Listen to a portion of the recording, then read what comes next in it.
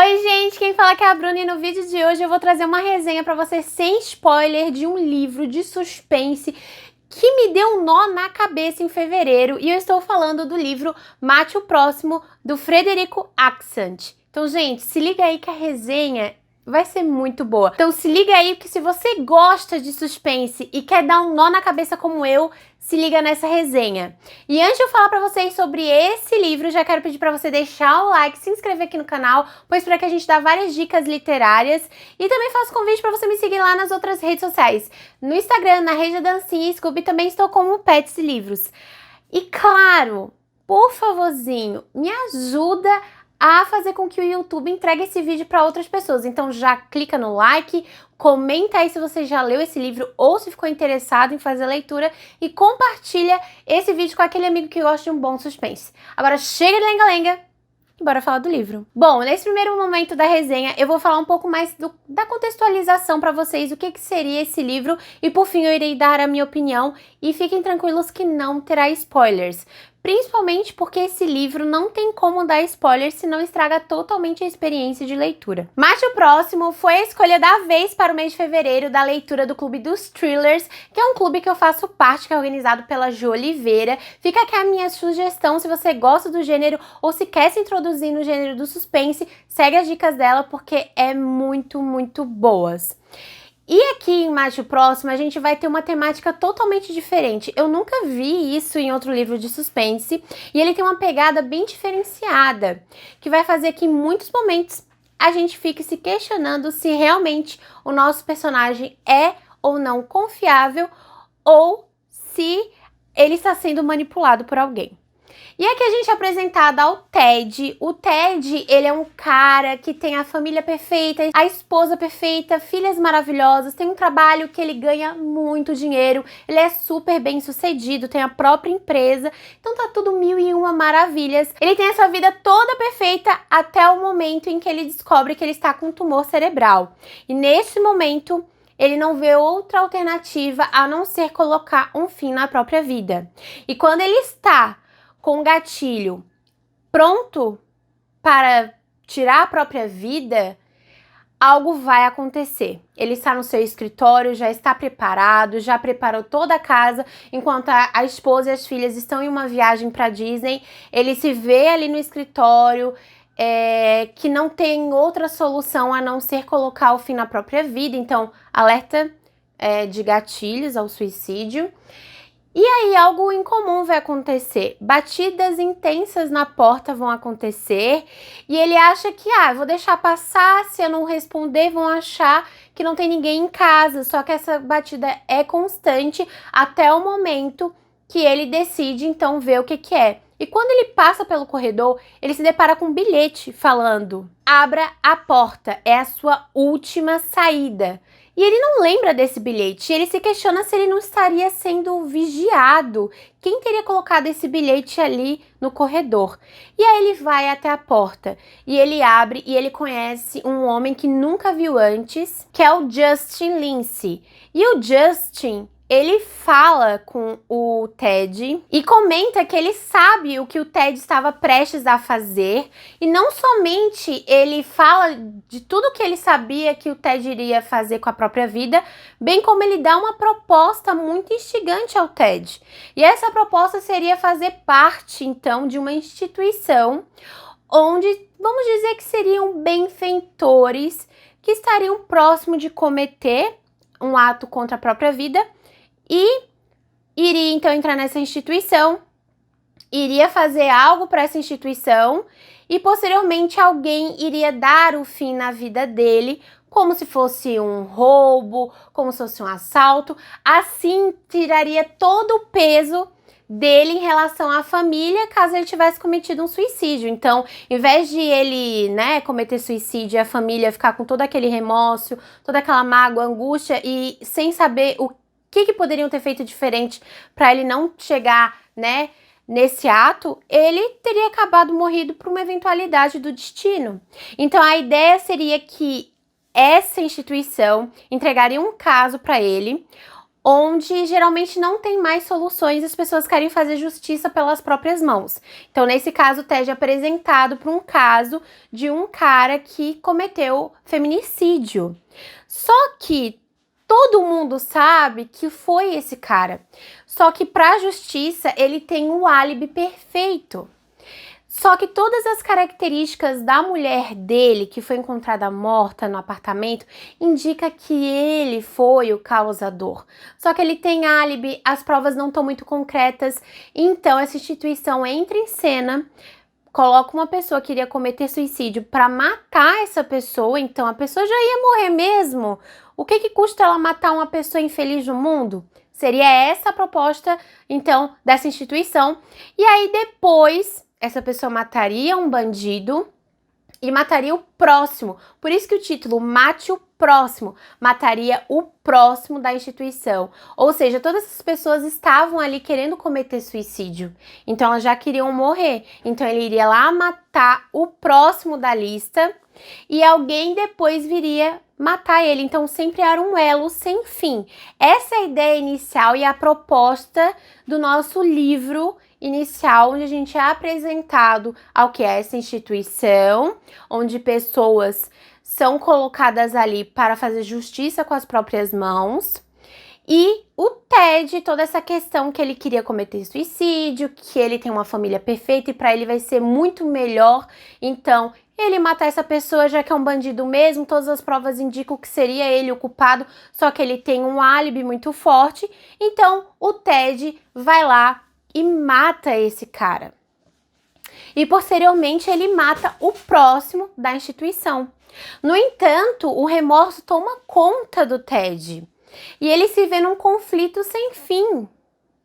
E ele começa a se questionar se, na realidade, aconteceu ou não aconteceu esses atos, se ele está lúcido ou se ele também está sendo manipulado. Será que essa instituição existia? Será que ele não teria que ter buscado mais provas antes? Será que ele matou pessoas inocentes? Então a gente vai entrar nessa telha cheia de detalhes e pessoas envolvidas e a gente vai entrar no momento em que o Ted começa a se questionar de toda essa instituição, se ele entrou realmente em algo sólido ou era para o interesse próprio, ao ponto de que o Ted vai querer ir ao encontro daquela pessoa que ele conversou inicialmente para ver se era verdade, se ele não tinha sido iludido, e em paralelo ele continua tendo as sessões terapêuticas que ele faz com uma médica terapêutica. Então a gente vai acompanhando isso. Enquanto tudo isso está acontecendo, a família dele está fazendo aquela viagem. Então meio que fica algo muito frenético nesse primeiro momento, que a gente se questiona todos esses parâmetros. Mas a premissa do livro seria essa. Só que eu vou parar por aqui, porque se eu começar a falar demais, eu vou dar spoilers. O que agora eu posso falar para vocês são os sentimentos que eu vivenciei e também a minha opinião de leitura. Então, esse plot inicial é mirabolante. Eu achei assim a ideia uma premissa muito diferente e instigante, o que faria todo sentido essa instituição. Claro que é óbvio que não é algo bom, deixando claro, mas foi uma ideia inicial que a gente foi entregue pra gente, que a gente acredita no primeiro momento que é algo bom, só que a partir do momento que o Ted começa a se questionar, que ele vai atrás de outras pessoas, que inclusive ele tenta ir falar com o advogado e falar que ele cometeu esse crime, só que as coisas começam a retornar, a gente fica se questionando de tudo e de todos. No primeiro momento que eu tive, eu não sabia se o meu personagem realmente ele estava lúcido, são, bem como eu não sabia se a linha do tempo estava correta, porque tinha muitos flashes do passado e do presente e isso meio que confunde muitas pessoas, mas para mim eu tentei manter a sequência dos fatos que iam aparecendo e tentando criar as teorias. E quando surgiu a ideia da médica, me fez me questionar mais ainda se ele não estava sendo manipulado. Então assim, o que eu posso dizer? Esse livro eu gostei muito. Eu dei 4 estrelas e meia, quase dei 5 e quase favoritei, só por alguns pontas, só por causa de algumas pontas soltas que eu gostaria que tivesse tido uma explicação melhor ao finalizar a leitura. No entanto, foi uma leitura que me fez ficar imersa. Eu não conseguia largar o e-book até, afinal de contas, saber quem é que estava me contando o lado verdadeiro da história. Então, em Mate o Próximo, a gente tem diversos personagens, a gente é apresentado a diversos personagens. A gente tem o Ted, a gente tem a psicóloga dele, a gente tem um amigo da adolescência, a gente tem um amigo da universidade, da época da universidade, a gente tem aquele Justin, que é aquele cara que aparece para dar a proposta para ele de entrar nessa instituição, e aí nesses momentos eu me questionava de quem é que estava falando a verdade ou não. Quem é que estava contando o lado certo da história, o lado verdadeiro da história. E se o Ted realmente era uma pessoa confiável ou se ele era uma pessoa gagada cuca, sabe? Tipo, com problemas.